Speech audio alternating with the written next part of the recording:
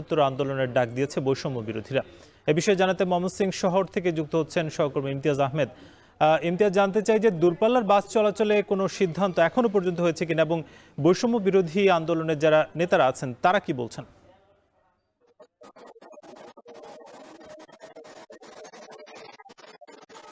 সাকিব, আজকে খুব ভোর থেকে আমরা যেহেতু মাঠে রয়েছে সংবাদ সংগ্রহ করেছি, আমরা বাসখান্ডা বাস টার্মিনালে দেখেছি প্রায় ৩০০-র মতো ইউনাইটেড এবং শফিনের পরিবহনের যে গাড়িগুলো একেবারে স্থবির হয়ে পড়েছিল এবং প্রচুর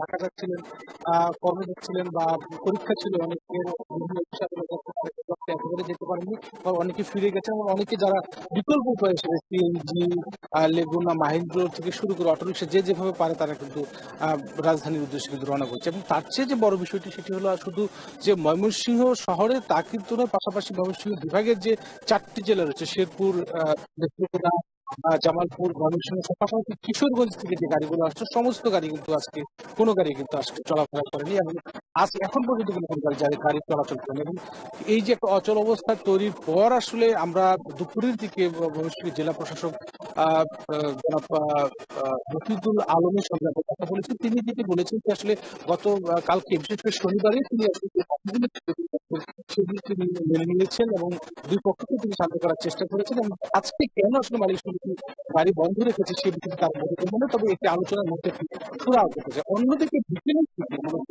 বৈষম্য বিরোধী ছাত্র আন্দোলন নিহত আহত সিলেট যে মানুষ সমন্বয়কারী আলনুর আয়াস তার নেতৃত্বে একটি প্রেস কনফারেন্স হয় প্রেস ক্লাবে, সেখানে বৈষম্য বিরোধী নেতৃবৃন্দরা ছিলেন এবং সেখান থেকে তিনি হুঁশিয়ারি করে দেন যে আজকে রাত 8টার মধ্যে যদি রাতে সকল দিকে যদি বিশেষ করে বাংলাদেশের বিভাগের সকল দিকে গাড়ি চলাচল না করে তারপর থেকে বৈষম্য বিরোধীরা তারা কিন্তু বৃহত্তর আন্দোলনের ডাক দিয়েছে এবং পাশাপাশি পরিবেশ সংস্কারের দাবি করেছে। বিশেষ করে ফ্যাসিস্ট এখনো যারা এই পরিবহন সেক্টরে রয়েছে তাদেরকে সরিয়ে নিয়ে সুস্থ সুন্দর পরিবহন ব্যবস্থা করার ক্ষেত্রে তারা বলেছেন এবং নিজ মৌসুমে যে বিভিন্ন সময় ভাড়া বেশি নেওয়া হয় এবং যাত্রীদের যে দুর্ভোগ হয় সেই বিষয়টি নিয়ে একটা আমূল সংস্কারের ডাক তিনি দিয়েছেন। এবং পাশাপাশি আরেকটি বিষয় বলে রাখতে চাই যে এই জুলাই একজন যোদ্ধাকে হেনস্থার ঘটনাকে কেন্দ্র করে কিন্তু শুক্রবার এই ঘটনাটি ঘটে এবং শনিবার আমরা দেখতে পেরেছি যে গাড়ি বন্ধ ছিল এবং আজকে রোববার সারাদিন ব্যাপী এই গাড়ি বন্ধ রয়েছে। এখনো বিভিন্ন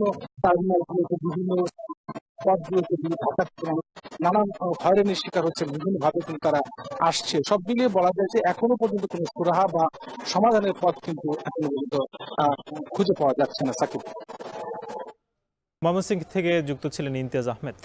এখন সন্ধ্যা